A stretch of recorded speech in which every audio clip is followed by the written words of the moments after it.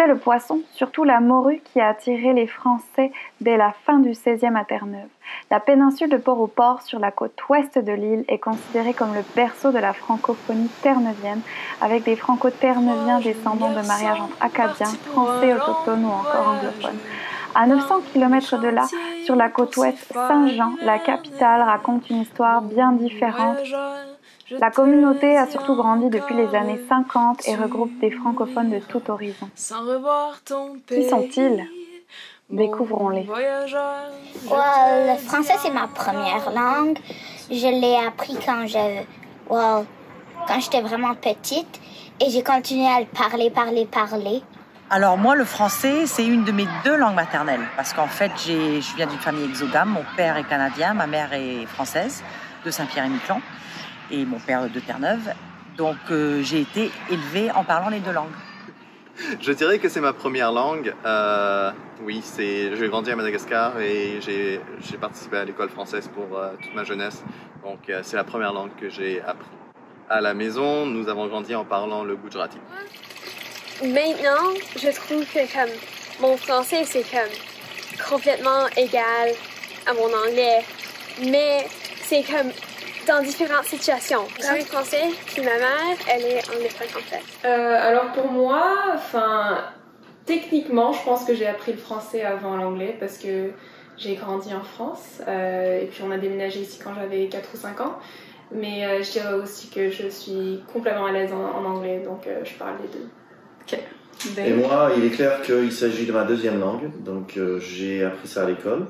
C'est donc une francophonie diverse, colorée et éclectique qui caractérise la communauté de Saint-Jean, une francophonie différente de la région de Port-au-Port et du Labrador. Ainsi, quand on parle du rapprochement des francophonies, avant de penser au rapprochement entre provinces, ne devrait-on pas déjà, en premier lieu, se pencher sur le rapprochement des communautés francophones à l'intérieur même de la province de Terre-Neuve et Labrador? Mais alors, qu'est-ce que c'est la culture francophone et qu'est-ce que ça veut dire la faire rayonner? La culture francophone, c'est quelque chose qui nous permet de nous rapprocher et de tisser de nouveaux liens.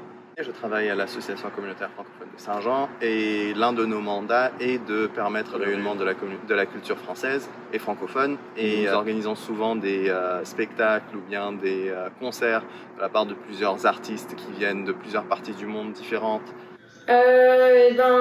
Culture francophone à Terre-Neuve, je pense que ça peut être beaucoup de choses puisqu'on n'est pas forcément tous francophones de la même manière. On est une culture assez petite mais forte et très diverse. Je parle toujours de notre culture parce que c'est très important pour moi.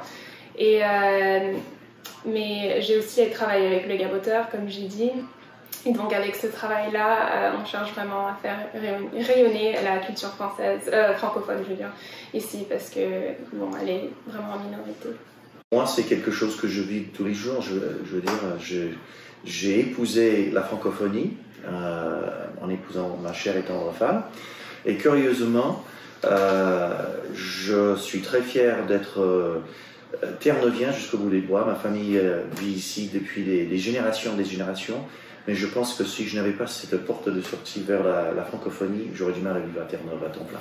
Moi, quand tu dis la culture francophone, je pense vraiment à comme c'est beaucoup de différentes cultures parce que les francophones d'ici, il n'y a pas vraiment des francophones qui sont d'ici, c'est des francophones qui viennent d'ailleurs, qui viennent ici, qui forment une communauté.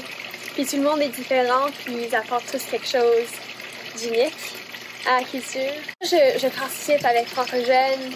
J'aime beaucoup quand je rencontre un anglophone qui va à l'école en immersion. J'essaie toujours de les faire parler en français. J'essaie de propager la fierté de la langue. Être francophone pour moi est... je sais pas trop comment l'expliquer. C'est vraiment le fun de parler français et même anglais, mais je préfère le français à cause que c'est ma langue première. La culture francophone, bon, évidemment, c'est la langue. Parce que, par exemple, si je me retrouve entre francophones, on va avec des Français, on va avec des Québécois, d'autres francophones du Canada, un ami tunisien, enfin voilà. Donc, déjà, ce qui nous lie, c'est la langue. Et puis justement une part de mentalité, une part d'amour, de la bonne nourriture, un humour, une manière de s'habiller, un style. En tant qu'artiste, j'ai commencé à chanter en français en arrivant à Terre-Neuve. Je ne sais, voilà, c'est grâce à la Fédération francophone et le réseau culturel, je suppose, notamment la tente francophone du Folkfest. Ainsi, le rayonnement de la culture francophone ou des cultures francophones commence au niveau local et communautaire, à travers la passion de chacun, leurs engagements personnels et à travers les associations francophones des différentes régions de Terre-Neuve et Labrador. Le sommet sur le rapprochement des francophonies canadiennes est donc une belle occasion pour faire découvrir et faire rayonner cette francophonie certes minoritaire, mais une francophonie colorée, diverse, éclectique et inspirante à Terre-Neuve et Labrador. Bon voyageur, je te le dis encore, tu mouriras sans revoir ton pays.